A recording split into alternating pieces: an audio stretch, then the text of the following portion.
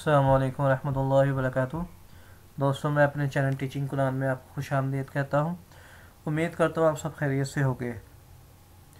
दोस्तों, आज हम इंशाअल्लाह सूरह रूह का नेक्स्ट पार्ट इंशाअल्लाह सीखेंगे।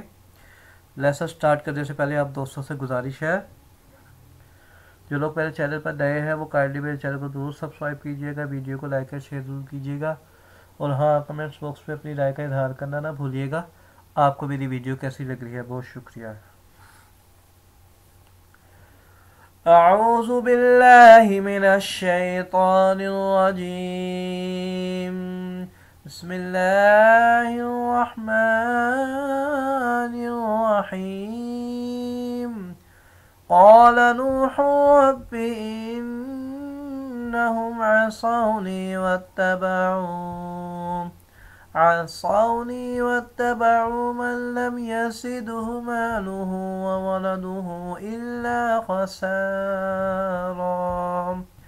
ومكروا مكرا كبارا وقالوا لا تذرن آلهتكم ولا تذرن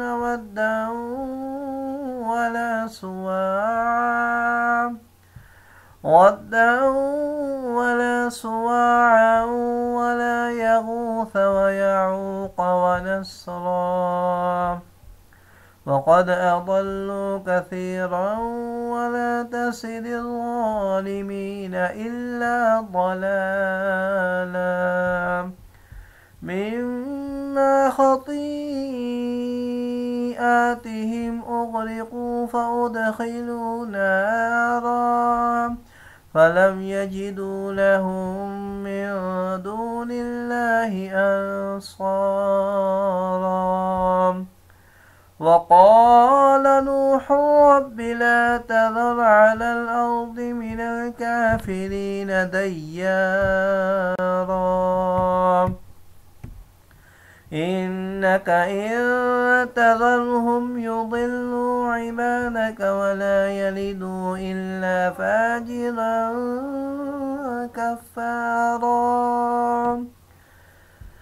رب اغفر لي ولوالدي ولمن دخل بيتي مؤمنا وللمؤمنين والمؤمنات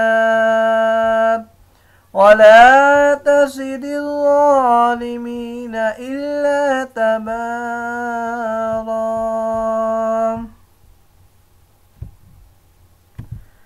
दोस्तों, नूह रब्बी यहाँ पे इदगाम हो रहा है बगैर गुनने वाला, क्योंकि नून तनवीन के बाद रा आ रहा है जो हुरूफ मलून में से आता है। यहाँ पे इदगाम हो रहा है बगैर गुनने के। मकराना पे इख्फा होगा क्योंकि नून तनवीन के बाद काफ आ रहा है। व मकरू मकराना कुब्बारा, क्योंकि ना हुरूफ हल्की ना हुरूफ मलून ना अलिफ ना बा है, तो यहाँ पर इख्फा होगा।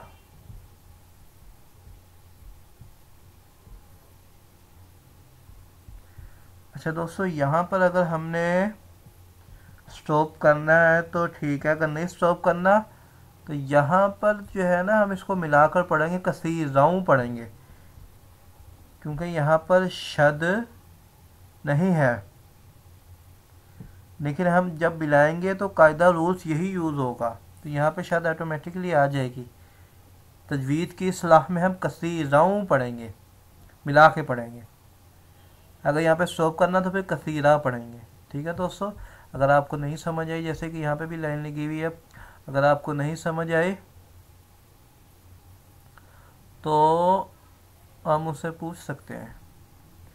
अब जैसे कि ये लिखा हुआ मिलाकर पढ़ेंगे तो इदगाम होगा, ये वही बात बता रहे हैं कि यहाँ पर भी मिला के पढ़ेंगे तो इदगाम होगा, गुनने वाला नस्राऊं। ठीक है, अगर नई आयत कंप्लीट हो रही है यहाँ पे स्टॉप कर लें, लेकिन यहाँ पे स्टॉप नहीं करना, तो मिला के कसीराऊं पढ़ेंगे।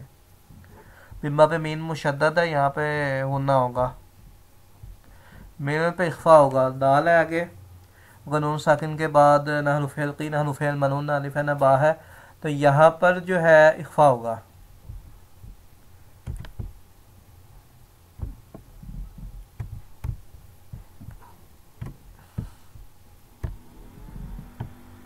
इन्नका, इन्नका,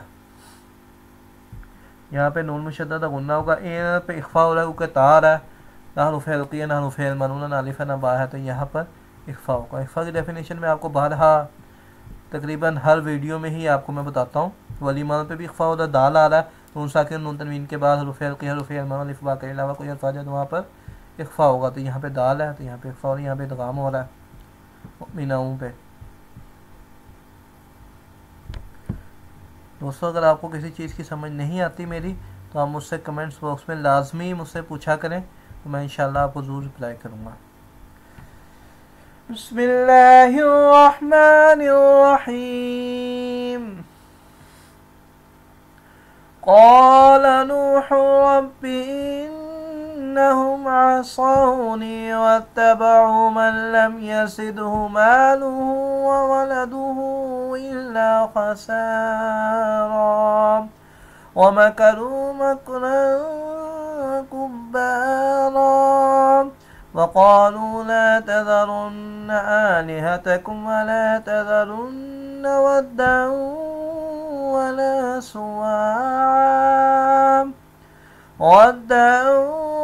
सुवाआ वला यगूथ वयऊक़ वनस्रा वक़द अضلوا कसीरा वला तज़िद الظالمين इल्ला ضलाला मिम्मा खतीआतिहिम उग़रिक़ू